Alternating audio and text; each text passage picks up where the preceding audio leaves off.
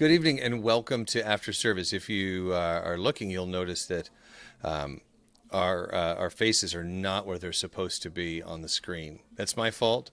I Is the re titles backwards? Am no I no Joe I today? I resized the screen, which results in it resizing on the on the program that we're using.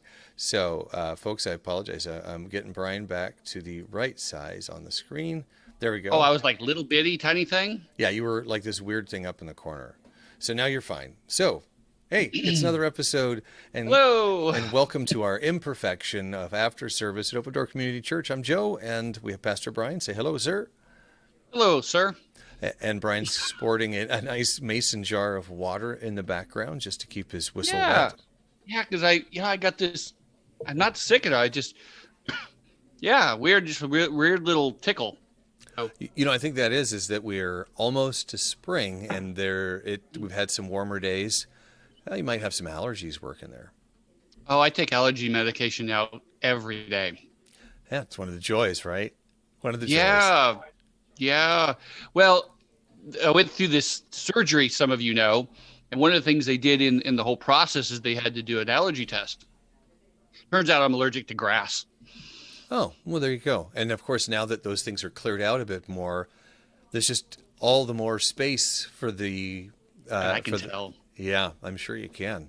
Yeah. Yeah, there was a couple of nights where I didn't take it, and the first time was no big deal, and then the second time I woke up and I was completely clogged, snoring like crazy, and I went, "Oh, this is what it is." Yeah. So I got up and took it, and Kathy was grateful.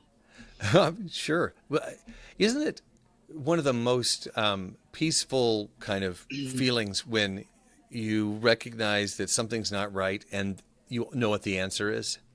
Oh yeah, Like, oh, yeah, of course that's the problem. There's plenty of times when Vanessa will have like a tough night of sleep. She's like, why am I sleeping so bad? And realize, oh, I didn't take my meds. Where there's an answer. And answers are nice. yeah, and when there's not an answer, that's it's almost better to get bad news knowing that it represents an answer than to not to have something that's kind of just ongoing where there's no idea why it exists. But Yep. yeah, So, well, all right, yeah, well, go ahead. well, there was something else I was going to say, but it's oh yes, here I just want to acknowledge that this Sunday is spring forward, so we lose an Yep, hour. We are entering spring, which means that we're getting more daylight, and for you and me, that's great that's news. really good. Oh yeah, Yep. it's I like the fact that when I wake up, I can tell the sun's coming up. That's great, and I know I'm going to lose that for a little while. But the fact that the sun will be out till 6:30 or 7 now, I just This is the turning point. yeah, This is the glorious day. it is. It's also Pi Day. It's also Pi Day. It's Is it? 314. That's right. And Oh, Jessie has this big thing she's doing where everybody who comes to church is going to get their own personal little pie. really? Yeah, it's about this big. Yeah, Is she making seriously, them it's or is Pi she? Day. No. There's a store. I don't remember which store it is nearby that makes these itty bitty little like 4-inch pies. That yeah, All right. So it's personal. Yeah, but I get it. Yeah, 3.14. Uh, Pi Day. yeah, Pi Day. I'm like, Pi Day. those are things I just don't think much about. But sure. Well, that's cool because I'll be there. In fact, this would also be this Sunday would be the 1 year anniversary of when we started to do remote services. Is it really? And it's the business meeting. Oh, My goodness. well. All Well, at least it's right, Pi enough Day. of At this least it's stuff. Pi Day. Okay, so let's talk about the service. So, Yes. so do you want to give me the elevator speech on this, or What did you hear? this is? I really like this story. This is the storm, and of course, it's Mhm. Mark 4, but I can't remember the specific. 35 through 41. Okay, and this is one of those stories that I've heard over and over again, Hmm. and I think when I first heard this story, or my first recollection of the story, if you just had faith, you wouldn't sink in the water. Oh, that's a different one. That's a different one. But I mean, just that's the walking on the water. Right. Similar point though. Yeah. But I just get that sense of, come on, guys. If you knew who I was, this wouldn't be that big a deal. That's kind of my initial thought. It's kind of surface level. But and Sam's laughing in the background, which is great. You guys can't hear it, but I enjoy it. But what I got out of it is, I think what stands out to me as much as anything is authority. And I don't know if that was what you intended necessarily, but when I hear it is the idea that Jesus is like, hey, knock it off. It immediately made me think of my dad, when he got that tone in his voice that said, the way I describe it to my kids is, I'll say, be careful. That's what I say. It's basically like, listen, you're coming to the edge and you're going to make me mad. Knock it off. And I feel like that's kind of what happened with the storm. Jesus is like, knock it off, and I appreciate that, because there's something very comforting about authority, about someone who has such command over a given situation that even though you have chaos all around you, you know that there is something stable at the center that will keep you safe. It kind of goes back to last week where we talked about, when we know the ending, there's peace, right? Well, when you know that if somebody told you that no matter how the ship rocks, no matter what happens, you're going to be safe. It'll be scary. That roller coaster ride, that they built to scare you, to thrill you. But at the end, that they designed it to keep you safe. But in this case, it's the ultimate safety. So that authority there, that structure, is another way I think about it. That is provided, makes me feel very safe. So I think that definitely is there. Yeah, the authority, the sense that Jesus is so much bigger than we think he is, so much more grander. And he isn't safe in the sense that he's powerful, right? But he's a safe harbor because he cares. Yeah. So there's all that. There's the identity, the authority, are you actually thinking I care about you or not? Because that was the question that they asked. In a certain sense, this is a pretty simple story. And I think it's easy to just get a simple answer, but then thinking through more carefully and with it was where my challenge was for this week. What is the application? Where does it go? Right. This coming week, that's not the case. It's a very convoluted, lot of subtleties are happening in the next story. Lot of nuance. Okay. Lot of nuance. But this one is, it's just straightforward. I mean, we could pull in the background piece. That was something that I think people easily miss. But yeah, I think that's something that in fact, I wouldn't mind to go there, but what did you have what questions did you want to ask? I actually had somebody ask me a question about the service, so in the passage, but did you have any questions? I don't know if I had any questions. I really, well, as I mentioned it during the service, for those of you who were watching the service, it made me think of, very specifically, of being in Texas. I didn't go into this much detail during the service, but in Texas, when Marissa was 7 years old, we went there. It was her first time on a plane. It was her first time going there. We went out to the Bay House, which is on the Gulf of Mexico. There's a little house that Vanessa's parents would stay in, and she got a sliver, and it hurt, right? Right. And we're like, well, we have to get the sliver out, and so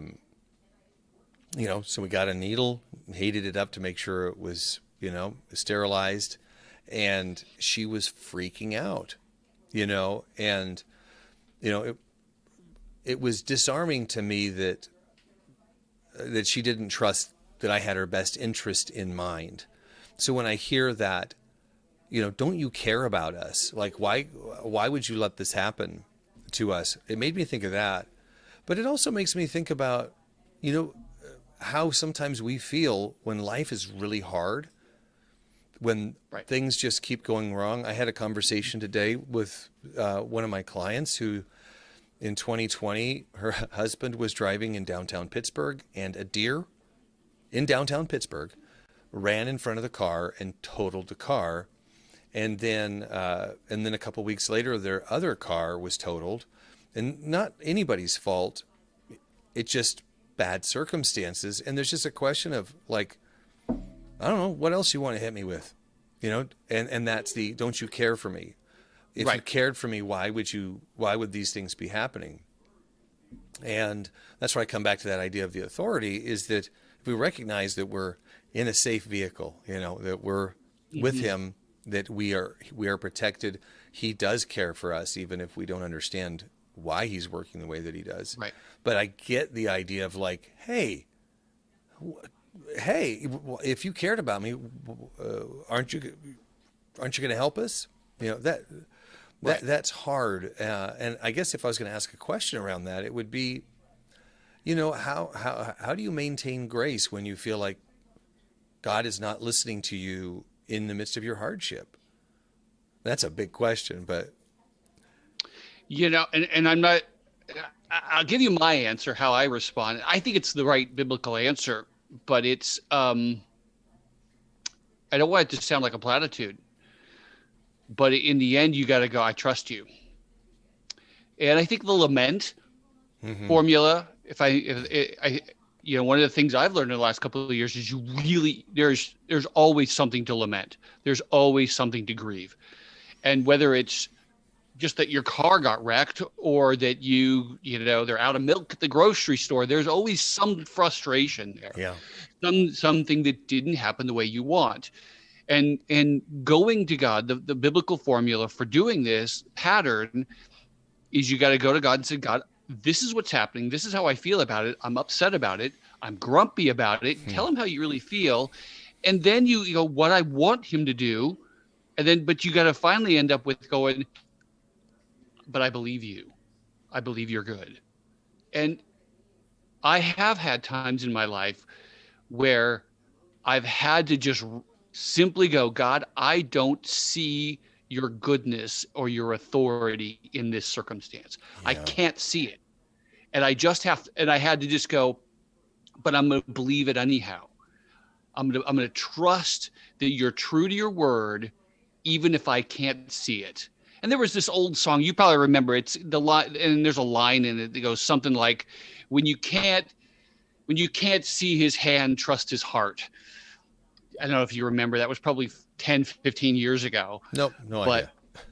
Yeah, it was one of those Christian pop songs that most of which we despise because they're sappy. But I think that's what it gets down to. You gotta be real with Jesus, but in the end, you just gotta go, I trust him. Well, and there certainly isn't any point in trying to pretend that you're anything but struggling, or because he already knows. He knows. It's already clear. That's why I Getting into it. get frustrated with people pretending like everything's okay when it's clearly not. It's not. You do us a disservice, I think. Well, what was the question that you heard? I'm very curious about the question that was posed to you. It's not a huge one. Yeah. It's actually kind of a minor little technical thing. It was a two-part.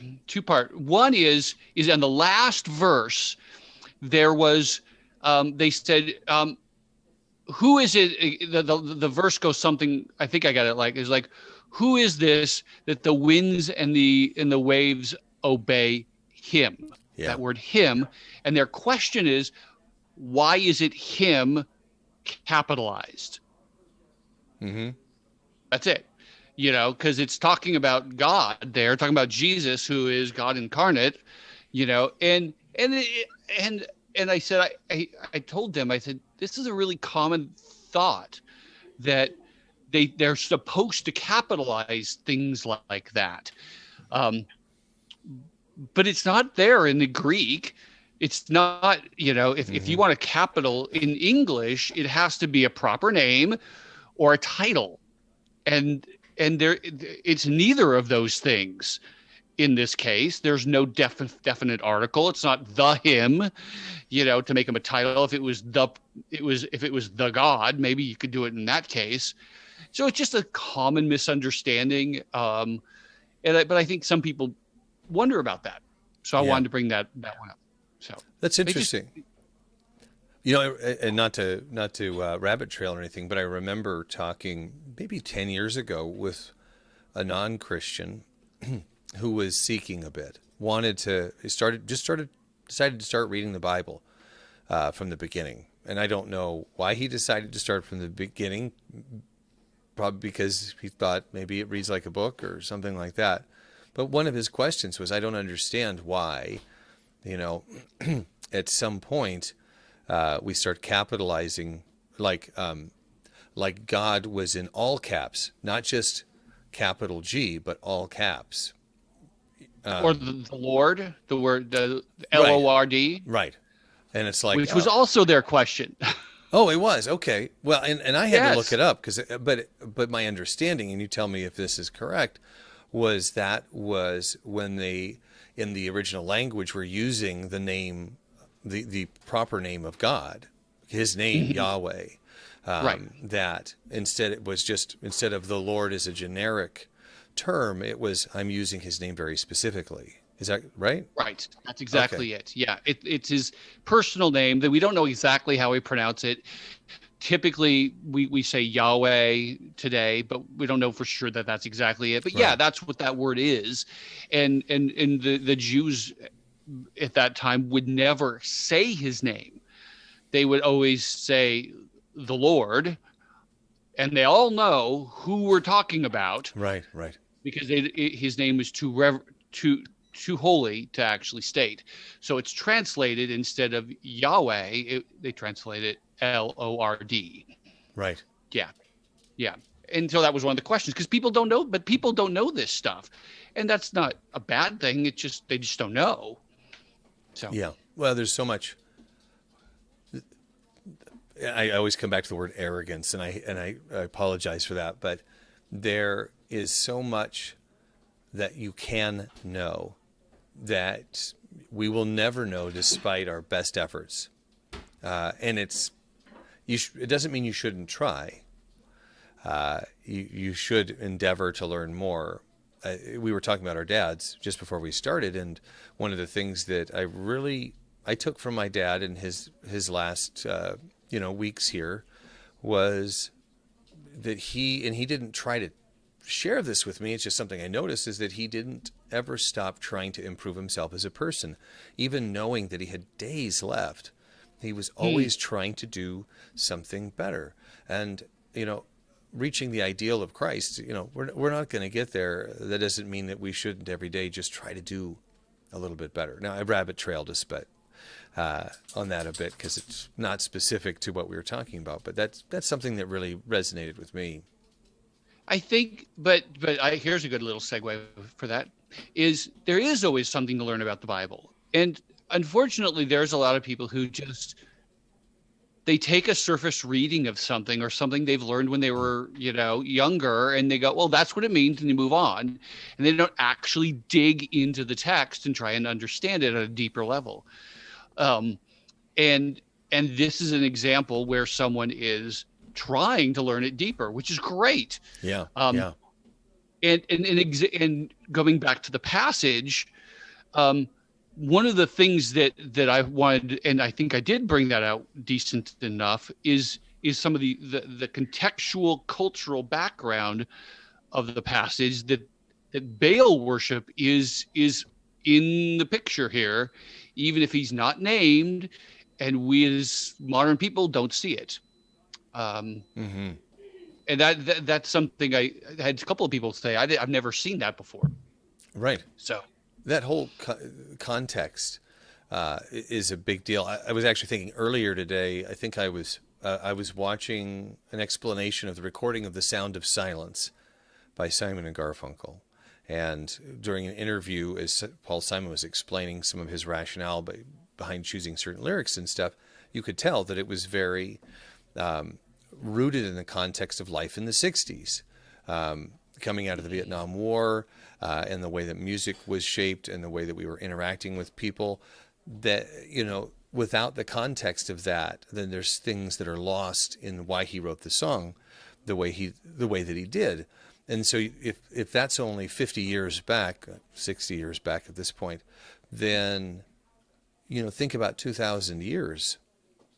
Right. And the things that were going on at that time, and that the things that we miss when we try to project our own culture on the culture of the Bible and the culture of those stories, that we kind of soil the maybe the intended purpose of that by projecting our own culture onto it. I think that's the toughest part of what you do, is to say, okay, here's what it meant here. Here's why it was important. Here's why it was presented this way.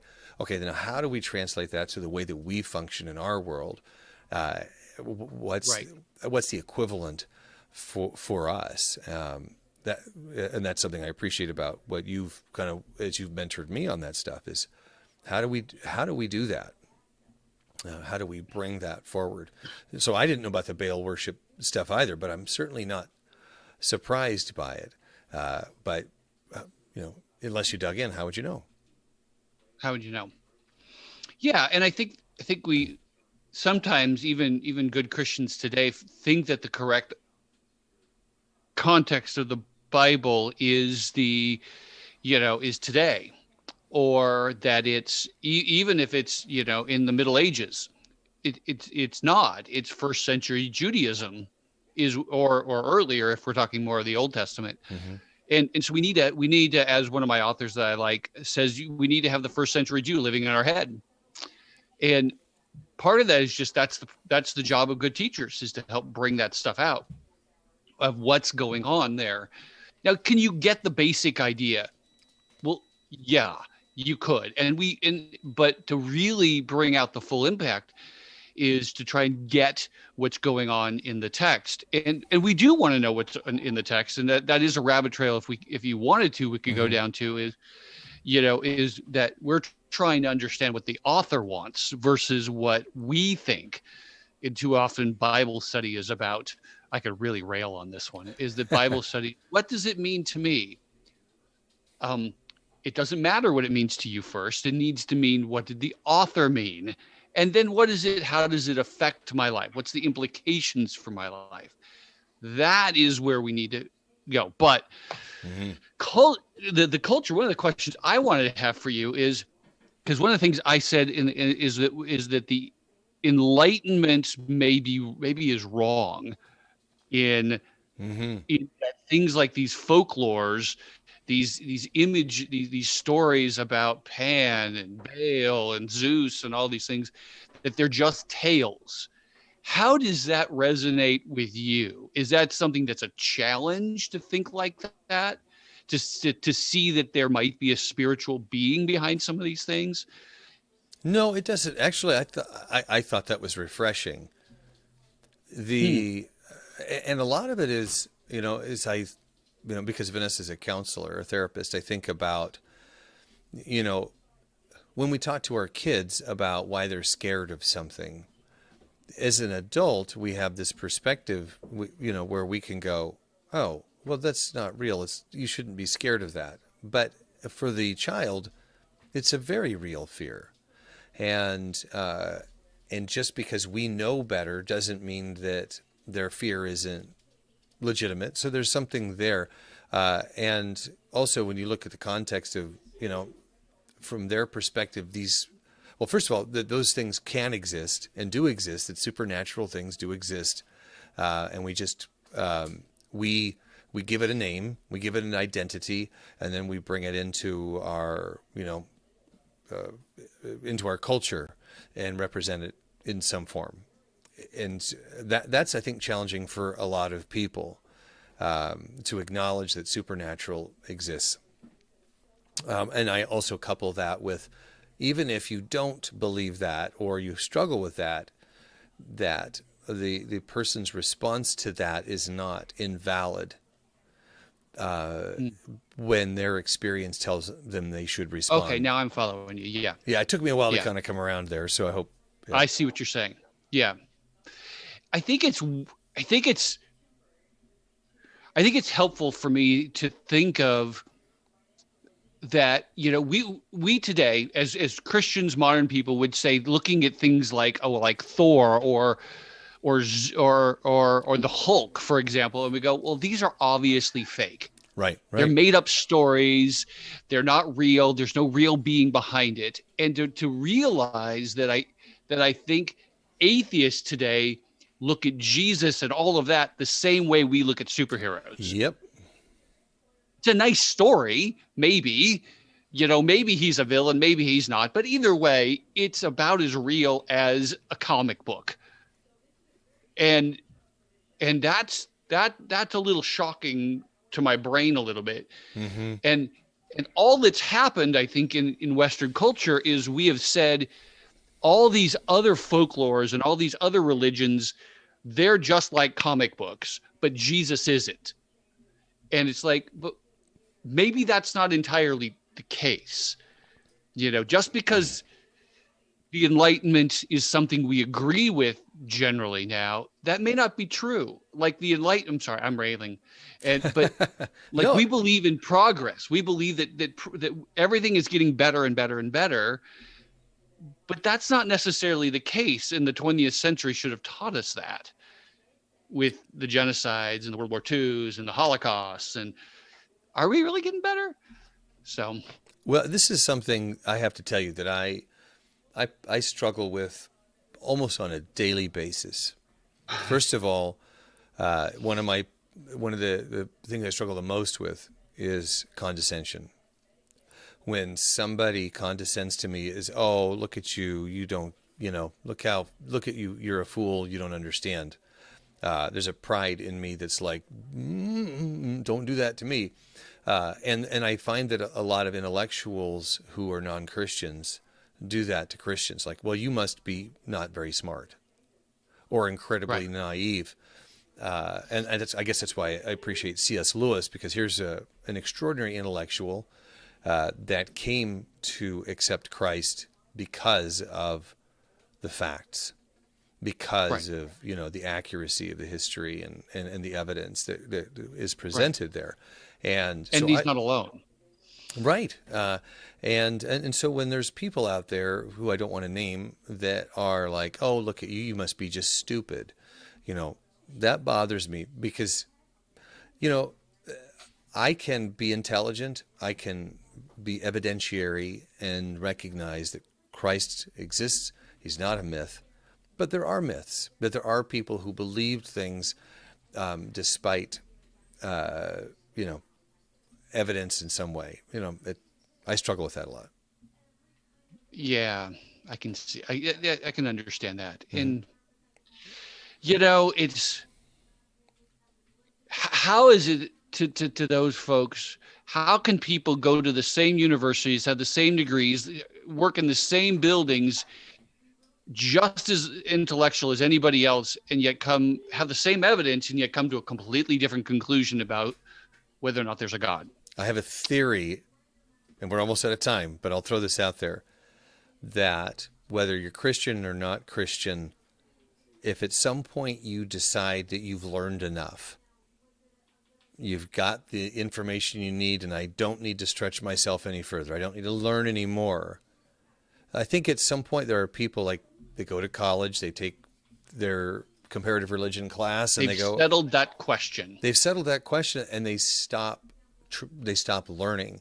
I think as a Christian, we should never stop trying to learn. We should never stop digging into things.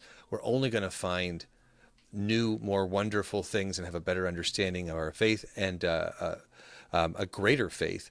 And if you're struggling, and I'm learning more about Christian artists that are friends of mine that I've interviewed and stuff that no longer identify as Christian, because they, and just never stop seeking. That to me is so important. I think so. I think a lot of it, and another way of saying a similar thing that I think it's this is it gets down to presuppositions and assumptions. Mm-hmm. Yeah. That and one of the probably the biggest ones is that they don't want to learn anymore. Sometimes it's a hurt. Oh, yeah. Sometimes it's like, this is too painful for this to be true, so it's not true. And so I'm Yeah. going to answer the question, and I'm going to be done with the question, whether I am just not going to consider the evidence. And it's the same thing with, there's so many presuppositions, so many assumptions that we have, such as there aren't spiritual beings besides God, that blinds us to possibilities. And we Yeah. need to be careful about that. And that's part of what Bible study ought to do. Bringing it all the way back to the end is to challenge your presuppositions, to see what you're assuming to be true about a passage or about what God believes or what you think about something, and going, is that true? Yeah. Yeah. Well, on that note, it's time to wrap up. I have some wonderful Indian curry in the other room that I can't wait to eat. This has been good conversation. I hope folks have enjoyed it. And we'll see you on Pi Day on Sunday. Mm-hmm. And for those of you who are truly adventurous, the business meeting after the service. It'll be short, All right. I hope. All right, folks. If you have questions, make sure you submit them. You can submit them through the Facebook page. You can also send them to office@opendoorcommunity.cc. Any final words, sir? Oh, yeah. Keep pressing in. There's so much there to learn. All right. Take care, folks. Thanks, Brian. Take care. Appreciate you. Take care.